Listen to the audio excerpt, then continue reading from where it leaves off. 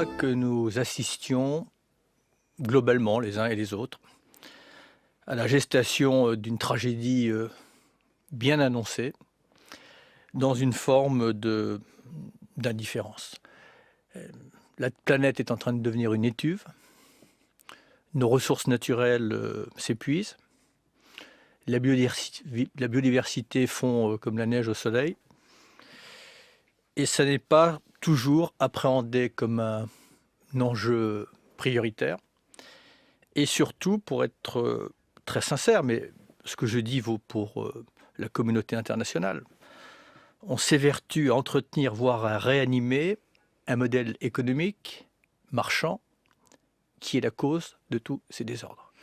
Donc la réponse à votre question, non, je ne comprends pas comment, après la conférence de Paris, après un diagnostic imparable qui ne cesse de se préciser et de s'aggraver de jour en jour, ce sujet est toujours relégué dans les dernières priorités. Il y a des exigences sociales, des exigences humanitaires, j'allais dire, qui légitimement relèguent toujours sur le côté les enjeux du long terme qui prennent notre société de court. Parce que c'est une telle remise en cause. Et on reste toujours avec cette illusion que l'enjeu écologique, et derrière ce mot, il porte même sa contradiction tant il paraît réducteur, c'est un enjeu culturel, sociétal, civilisationnel, et on ne s'est pas du tout mis en ordre de marche pour l'aborder comme cela. Moi, je demeure dans ce gouvernement, à la manœuvre d'une transition sociétale et culturelle, mais je suis tout seul à la manœuvre. Vous êtes tout seul à la manœuvre. Vous êtes tout seul dans ce gouvernement. Qui j'ai pour me défendre? Est-ce que j'ai une société structurée qui descend dans la rue pour défendre la biodiversité? Est-ce que j'ai une formation politique? Est-ce que j'ai une union nationale sur un enjeu qui concerne l'avenir de l'humanité et de nos propres enfants? Est-ce que les grandes formations politiques et l'opposition sont capables à un moment ou à un autre de se hisser au-dessus de la mêlée pour se rejoindre sur l'essentiel? Est-ce que la responsabilité, c'est simplement la responsabilité du gouvernement? Est-ce que c'est simplement la mienne? Parce que moi, mes choix, toutes les contradictions de notre société, mais simplement parce que nous poursuivons des objectifs qui sont totalement contradictoires et incompatibles. La question fondamentale qu'il faut se poser, est-ce que nous avons commencé à réduire nos émissions de gaz à effet de serre? La réponse est non. Est-ce que nous avons commencé à réduire l'utilisation des pesticides? La réponse est non. Est-ce que nous avons commencé à enrayer l'érosion de la biodiversité? La réponse est non. Est-ce que nous avons commencé à se mettre en situation d'arrêter l'artificialisation des sols? La réponse est non. Mais sur un enjeu aussi important, je me surprends tous les jours à me résigner, tous les jours à m'accommoder des petits pas, alors que la situation universelle, au moment où la planète devient une étuve, mérite qu'on se retrouve et qu'on change d'échelle, qu'on change de scope, qu'on change de paradigme, que j'espérais justement qu'à la rentrée, fort des longues discussions que j'ai eues avec le Premier ministre, avec le Président, il y aurait un affichage clair sur le fait que c'est l'ensemble du gouvernement, l'industrie, l'économie, le budget, le transport, c'est déjà le cas, l'agriculture et bien d'autres, qui allaient être avec moi, à mes côtés, pour porter, incarner, proposer, inventer cette société économique. Je sais que seul, je n'y arriverai pas. Et c'est symptomatique de la présence des lobbies dans les cercles du pouvoir. Et il faut à un moment ou à un autre poser ce sujet sur la table, parce que c'est un problème de démocratie. Qui a le pouvoir? Qui gouverne? Et petit à petit, on s'accommode de la gravité. Et on se fait complice de la tragédie qui est en cours de gestation. C'est un travail collégial, c'est un travail collectif. Et puis petit à petit, je n'ai pas réussi, par exemple, à créer une complicité de vision avec le ministre de l'Agriculture, alors que nous avons une opportunité absolument exceptionnelle de transformer le modèle agricole. On se fixe des objectifs, mais on n'en a pas les moyens parce qu'avec les contraintes budgétaires, on sait très bien à l'avance que les objectifs que l'on se fixe, on ne pourra pas les réaliser. Voilà ma vérité. On n'a pas compris que c'est le modèle dominant qui est la cause. Est-ce qu'on le remet en cause? Est-ce que... Vous voulez dire le libéralisme, pour parler clair? Oui, mais je l'avais dit dès le départ. Je me suis moi-même largement prononcé sur des traités comme le CETA. Remettons les priorités dans le bon ordre. Ce sujet conditionne tous les autres. Je le dis en boucle.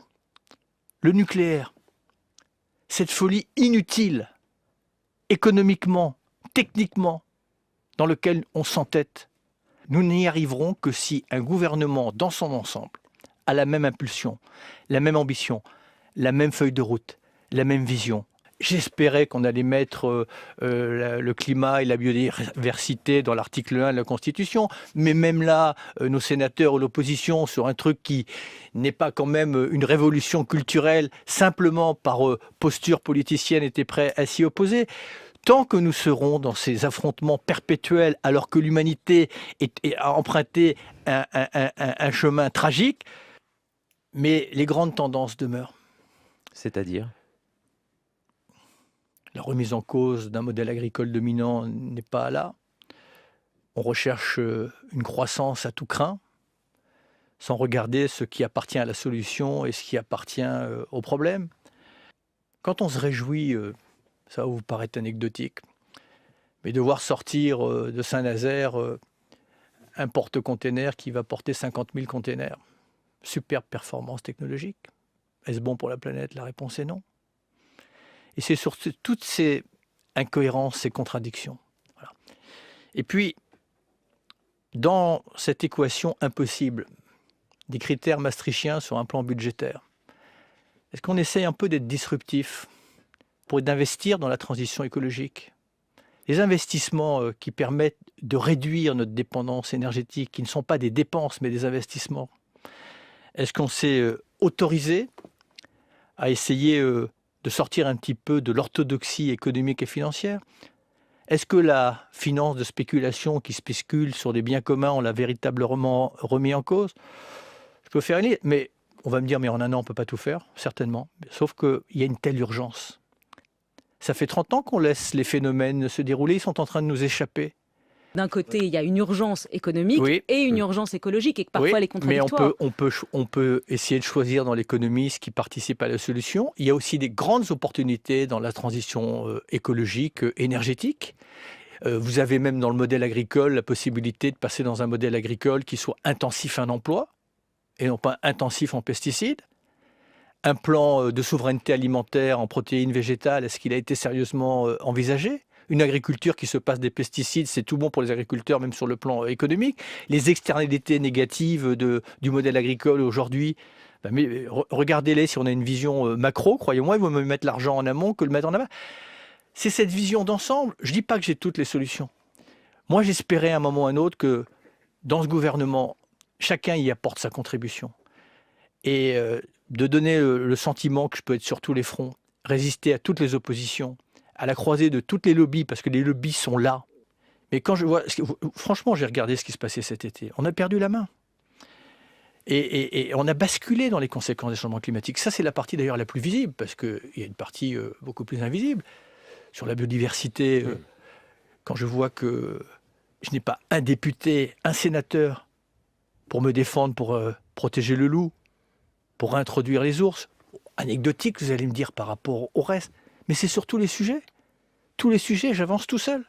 Alors quand je dis tout seul, c'est faire injure à tous les militants, toutes les associations qui se battent au quotidien sur le terrain et depuis des lustres. Mais moi qui suis censé incarner la mise en œuvre politique de cette situation, je ne veux pas donner l'illusion qu'on est à la hauteur. Est-ce que notre société est bien prête à des grands changements? Est-ce qu'on est prêt à remettre en cause nos modes de consommation, nos modes de production? C'est cette question qu'il faut se...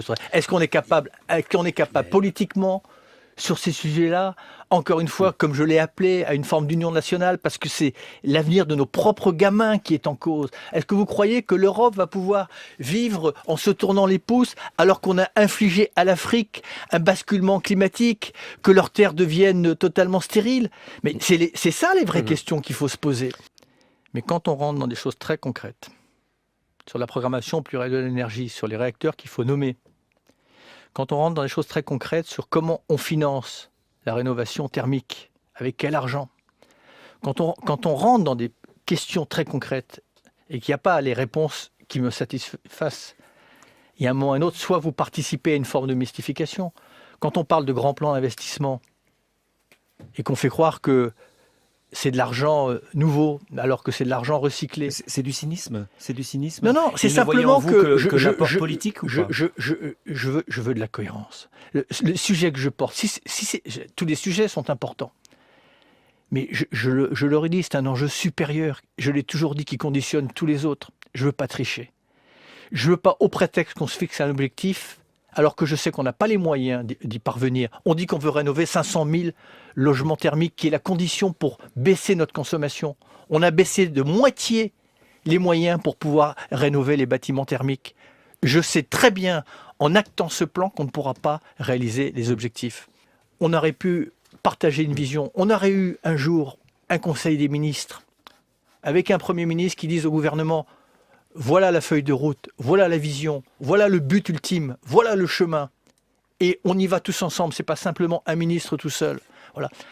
Dans mes arbitrages et mes confrontations qui n'ont échappé à personne avec le ministre de l'Agriculture, au moment où jamais les planètes n'ont été aussi alignées pour transformer profondément ce modèle agricole au bénéfice des consommateurs, mais surtout au bénéfice des agriculteurs, franchement, on est passé à côté.